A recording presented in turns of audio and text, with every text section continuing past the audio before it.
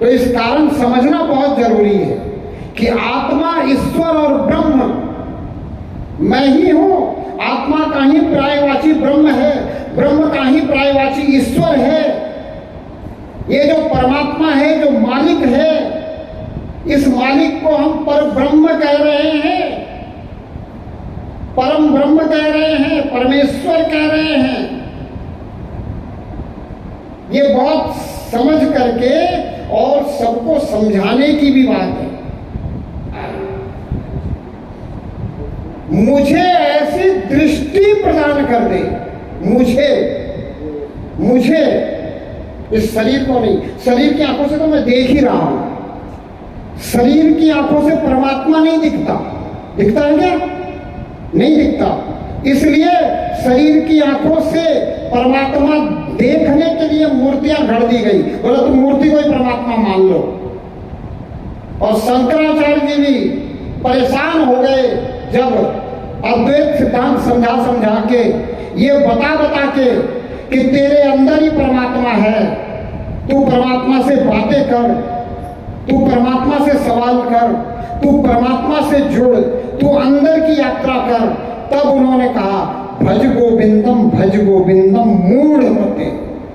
बोला अगर तू मूढ़ मती है, तेरे मति में मेरी बात नहीं घुस रही है, तू नहीं समझ पा रहा है, तो तू जैसे परमात्मा से जुड़ा हुआ है, जिस तरह से भज रहा है, जिस शब्द से तू परमात्मा को याद कर रहा है, करता है। भज गोविंदम मूढ़ मते। समझना, बिल्कुल समझने की बात है। चिंतन करोगे इस पे तब समझोगे। जो ध्यान से सुन रहा है वही चिंतन करेगा, वो मनन करेगा, वो विचार करेगा। हो सकता है कि वो परमात्मा से बातें करनी शुरू कर दे।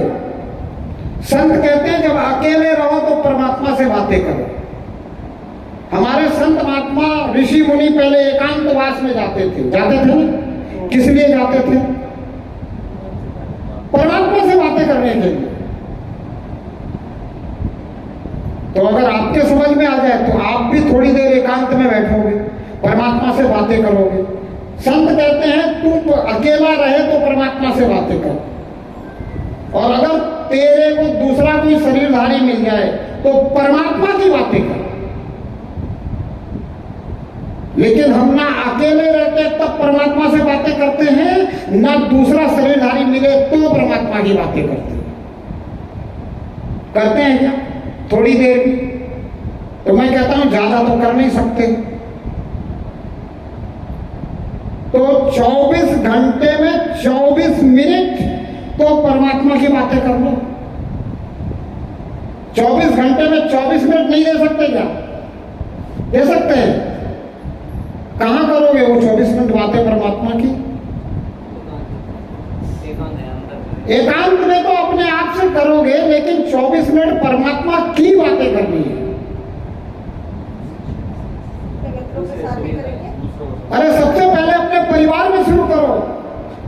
अपने परिवार के सभी सदस्यों को लेकर बैठो और 24 घंटे में 24 मिनट परमात्मा की बातें करो।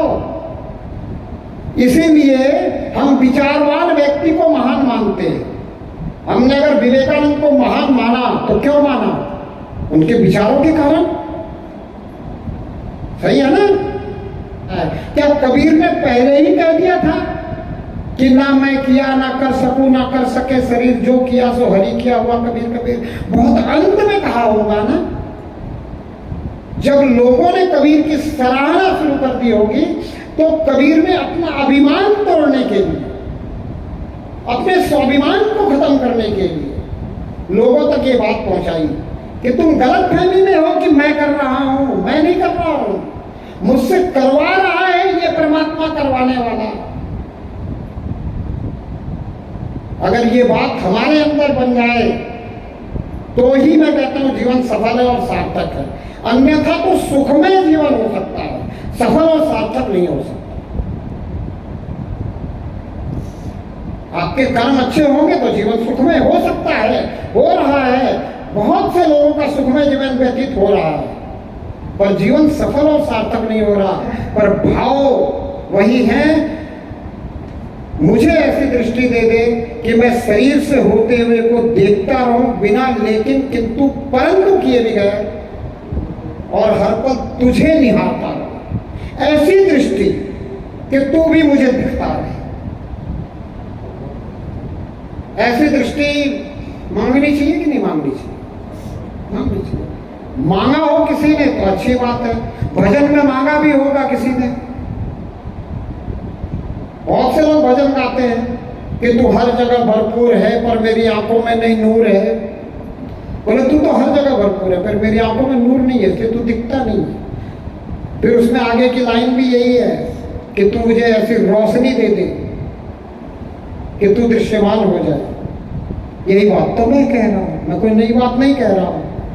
मैं आपसे वही बात कह रहा हूं जो राम सुखदास जी कह के गए अपने अंतिम के दिनों में, कि स्व कल्याण के लिए अकर्तापन के भाव में शरणागत होकर प्रार्थना ही एकमात्र उपाय है।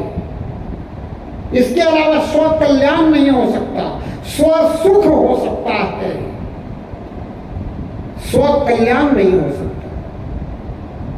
कर्मों के कारण आप सुखी हो सकते हो, बहुत अच्छे कर्म करो, बहुत ज्यादा सुखी हो सकते हो, बस कल्याण नहीं होना। कल्याण के मतलब है कि आपको परमात्मा का साक्षात्कार हो जाए, परमात्मा आपके लिए दृश्यमान हो जाए।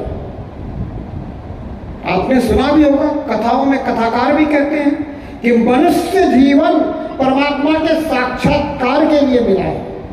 कई बार सुनने के बाद भी अगर हम नहीं जागे तो हम कितने भी 4 बजे सुबह जागते रहे, हमारा ब्रह्म मुहूर्त नहीं आया।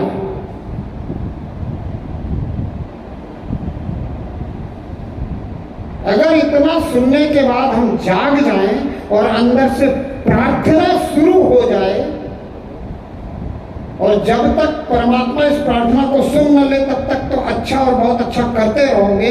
जिस दिन सुन लेगा सबसे अच्छा होना शुरू हो जाएगा, वो दृष्टि मिल जाएगी जिससे दिखेगा लेकिन किंतु परंतु छूट जाएगा और परमात्मा भी दृश्यमान हो जाएगा। पर ये है असंभव, जो असंभव को संभव कर लेता है वही अपने जीवन को सफल और सार्थक कर पाता है।